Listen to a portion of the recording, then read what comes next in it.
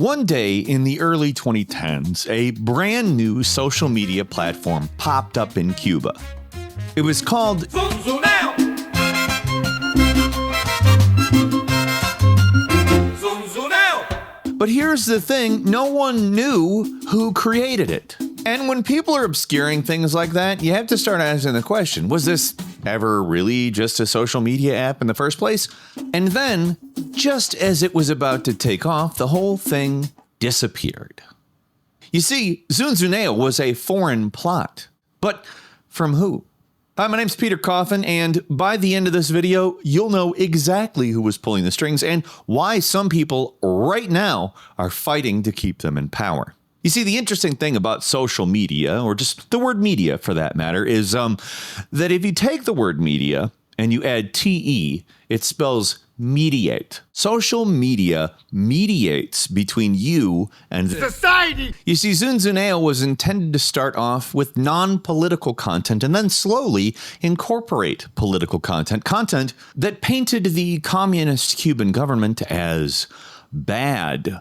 And although U.S. interests established ZunZuneo through a series of front companies and foreign bank accounts, the Cuban people believed it to be an independent Cuban initiative, and thus, you can imagine how that might be bad. But ZunZuneo was not the only strange thing happening in Cuba at the time. You see, these new medical programs were showing up. You may have heard the saying before, but is laughter really the best medicine?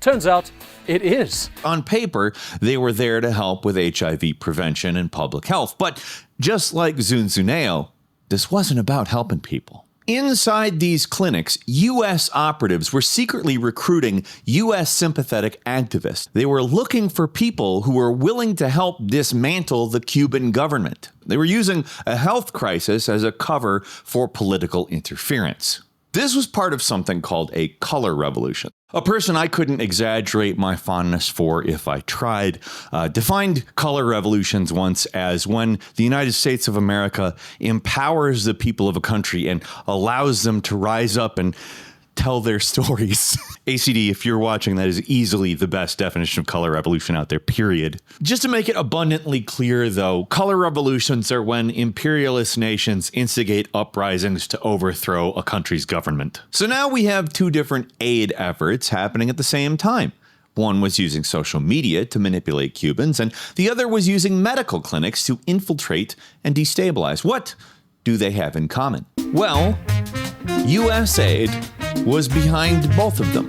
USAID! Yes, the USAID organization that neocons and supposed leftists are rallying to protect, that politicians, the media, and the entire foreign policy establishment, they're all scrambling to defend it right now. But I'll let you in a little secret. It wasn't just Cuba, and it wasn't just in the past. Are you trying to go to the clinic? Yeah.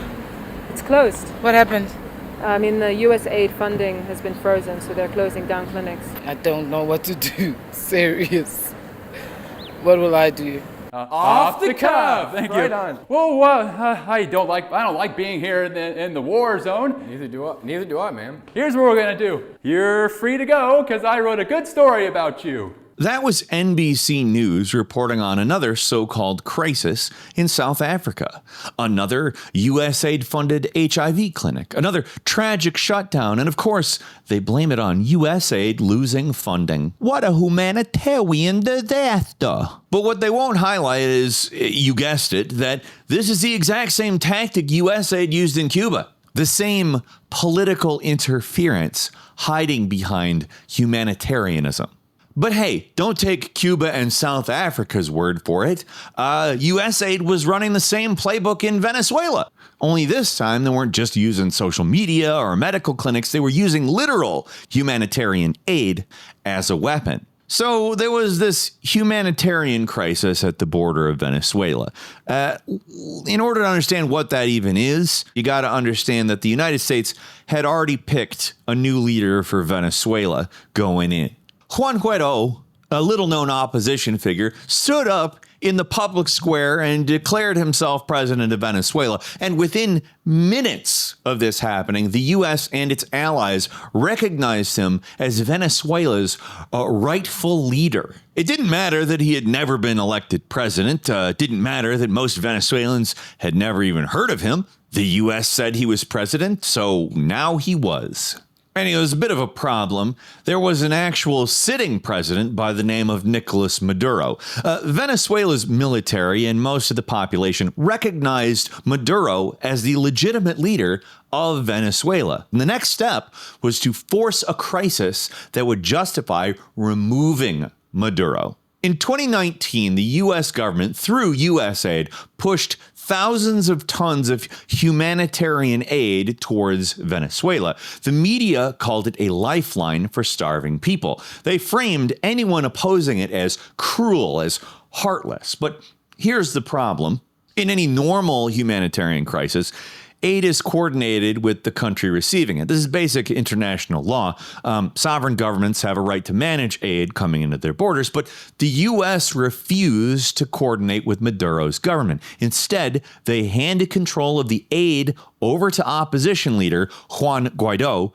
This meant foreign aid entering Venezuela would be controlled by an unelected opposition figure rather than the actual government. If Maduro let the aid in, when it comes to contingency planning, it would signal he's no longer in control of the country. Our contingency is that the borders will be opened and that foreign powers could override him. And the humanitarian assistance will be allowed to enter Venezuela. It would legitimize Guaido's claim to the presidency and make it seem that Maduro had lost control of Venezuela's borders. Now, as the first issue, the second issue is that the humanitarian crisis, it was fully manufactured. The media made it seem like Venezuela was in the middle of a mass starvation, but international organizations like the Red Cross and the UN said otherwise. There was an economic crisis, no doubts there, but no famine.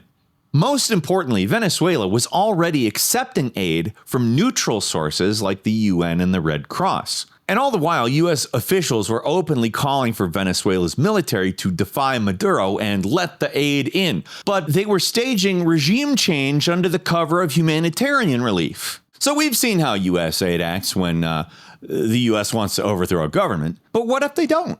Well, USAID doesn't just show up in countries the U.S. is trying to topple. Sometimes they show up in places where the U.S. is already in control. So after the 2010 earthquake, billions in aid flooded into Haiti. USAID was one of the biggest players in the recovery effort. The U.S. government promised to help Haiti rebuild stronger, better, and more independent. And yet today, Haiti is still in ruins.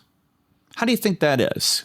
There's been a number of different responses. From the West, the United Nations, and a lot of NGOs, it's talked about a particular plan to rebuild the garment manufacturing sector. USAID didn't rebuild Haiti's homes, roads, or hospitals. Believe it or not, they invested in sweatshops. In Haiti during the 1990s, these sweatshop jobs paid as little as 11 cents an hour. They built garment factories where Haitian workers are paid starvation wages, might I add, to make clothes for U.S. brands. While all these businesses would serve the needs of large corporations, it will do nothing in terms of developing Haiti, in terms of getting them out of this cycle of poverty and destitution. USAID's job is not to develop Haiti, it's to keep it weak. In 2009, a year before the earthquake that allowed aid in, Haiti's government actually tried to raise the minimum wage. Now, Hillary Clinton's State Department was largely responsible for stopping it. Just in time for that earthquake. See, the U.S. wasn't helping Haiti. It was making sure Haitian labor stayed cheap, keeping their workers desperate enough to work for American sweatshops. Then, after the earthquake, USAID finished the job, turning Haiti into a factory for U.S. corporations while keeping the country dependent on American aid. USAID doesn't just push regime change, it manufactures dependence. You're going to want to nurture that dependence that she's feeling on you now. It ensures Haiti never becomes self-sufficient, never becomes independent. Have her car towed, or you can slash her tires. Either way, make her depend on you for rides. Because an independent Haiti would not need American contractors, it would not need American corporations, and it certainly would not need American aid. USAID is not about helping countries stand on their own. It's about making sure that they never do. On January 20th, 2025, an executive order titled Re-evaluating and Realigning United States Foreign Aid was signed, initiating a 90-day pause on all U.S. foreign development assistance programs. Subsequently, the administration announced plans to reduce USAID's workforce from over 10,000 employees to just 294 worldwide, effectively halting numerous USAID projects. The people defending it are defending a system that guarantees cheap labor, resource control, and a captive market for U.S. corporations to use however they want. USAID is a crucial part of U.S. global control. It is not a charity, it is a foreign policy weapon. If the military is the stick, USAID is the carrot. Defending USAID isn't about defending humanitarianism, it's about defending empire. It's pretty obvious why the neocons that are defending it are doing so, but why leftists? Why anti-imperialists? Not because they've been tricked about USAID. No, if it was just about the information I was just giving you, I've given that information many times before. It's actually because the US left has been tricked into believing the left is a challenge to class society. The right upholds the system with force. The left upholds it by absorbing would-be dissenters into controlled opposition. The left's job isn't to make people believe in the system, but it is to channel dissent into actions that either don't harm or even benefit said system. Bernie Sanders proved this when he specifically defended USAID. What Musk is trying to do right now is to destroy USAID, a program which helps hungry and sick children all over the world, the poorest people in the world. That's what the richest guy in the world is doing. Yeah, the same guy who built his brand opposing U.S. imperialism, the most anti-imperialist member of U.S. Congress. He rushed to protect a key tool of U.S. globalism/imperialism. Not because he's fooled. Do you really think Bernie Sanders doesn't know what USAID is? It's a little naive to think a guy in his 80s who's been a public servant for like 60 years doesn't know what's going on in Washington. It's because his job isn't to fight the system, it's to contain those who might. If Bernie was serious about what he says are his beliefs, he would know better, and he does know better. He's just choosing not to act on it. And yes, I get it, Trump bad. Lots of people think that. I don't think that Trump is good or bad. I think that Trump is Trump. If him and Elon Musk somehow make USAID go away, that's nothing but good. USAID is literally part of the imperial apparatus. Defending it is objectively a defense of US globalism, imperialism, period. They might ultimately, in the long run, be our class enemies. But that doesn't mean I don't think that it's great that they're knocking USAID out. Does that mean I think they're the good guys? No. Does that mean I'm going to resist Trump's proposal for a trilateral commission between Russia, China, and the United States about nuclear disarmament? Are you people fucking nuts? Splitting the atom shouldn't be blowing people up. It should be providing them with infinite power. It should be electrifying countries that don't have electricity. It should be reducing your power bill and the smoke in the air. It doesn't matter who does the thing if the thing is good. Dismantling USAID would be an objectively fantastic development for the entire world. Period. And so are those trilateral nuclear weapon negotiations too. And those are real. Look them up. Look, what we have to do as citizens who want a better world, it's far more than vote on one of the guys. Okay? That doesn't matter. We have to do so much more. We have to change so much about everything. We are on the verge of another industrial revolution, which will take so much human labor out of the equation. And thus it will take tons of value off of the table. The U.S. capitalist market economy, it literally has no idea what to do with that. I'm co-director of the Center for Political Innovation. We're a nonpartisan organization that this is the stuff we care about.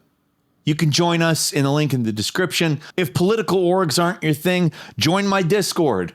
We talk about this kind of crap all the time. I make pretty interesting documentaries. They're up here. I make other videos like this. They're here in the description. You'll find a ton of books I've authored as well. Check all of that stuff out. Also, just money me. Go to patreon.com/Peter Coffin and money me. Me a money needing a lot now, okay? I'll leave you on this. If you see somebody defending USAID, ask if they're really defending aid or is it just empire? Because the answer is the latter. It's empire. They're defending empire. Have a good week.